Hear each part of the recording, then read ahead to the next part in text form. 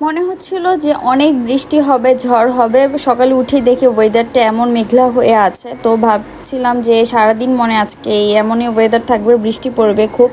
But পরে দেখি যে তেমনভাবে বৃষ্টি হয়নি। তারপরে আমি বারান্দায় চলে এসেছি। আজকে আমার বারান্দায় হচ্ছে একটা গাছ লাগিয়েছিলাম, আজকে না বেশ কিছুদিন আগে। তো দেখলাম যে গাছটা কোন পর্যায়ে আছে, নতুন বাসা তো নতুন বারান্দায় নতুন একটা গাছ লাগিয়েছি। তো দেখলাম যে ভালোভাবে গাছ হচ্ছে, বাট এখানে না এই বারান্দায় তেমনভাবে রোদ পাওয়া যায় না, এটার জন্য গাছগুলো ভালোভাবে উঠছে না।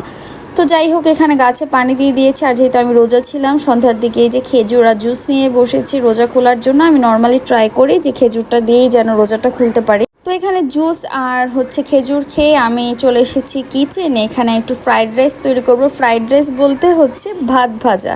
তো আমি আসলে এইভাবে ভাত ভাজাটা করে থাকি একটু মশলা কষিয়ে। তো অনেকে আবার নর্মালি জাস্ট পেঁয়াজ দিয়ে আর হচ্ছে শুকনো মরিচ দিয়ে ফ্রাইড রাইস করে থাকেন, মানে ভাত ভাজাটা করে থাকেন। আমি আবার মশলা কষিয়ে হচ্ছে ফ্রাইড রাইসটা করে থাকি। আর এখানে আমি জাস্ট একটু হলুদ দিয়ে আর গুঁড়ো মশলা দিয়ে হচ্ছে এখানে আমি টমেটোটা আর পেঁয়াজটা ভেজে নিচ্ছি ভালো করে। আর এখানে একটা ডিম দিয়ে দিব। আমার কাছে না এইভাবে ফ্রাইড রাইসটা খুবই ভালো লাগে।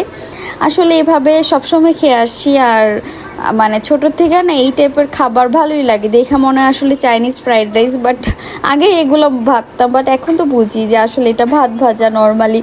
তো আমার কাছে ভালোই লাগে। এখানে এই যে ডিমটা ভেজে এখন আমি ভাতটা দিয়ে দিয়েছি, আর এইটা এখন রেডি হয়ে যাবে। এখন একটু লবণ অ্যাড করে দেবো এটার মধ্যে।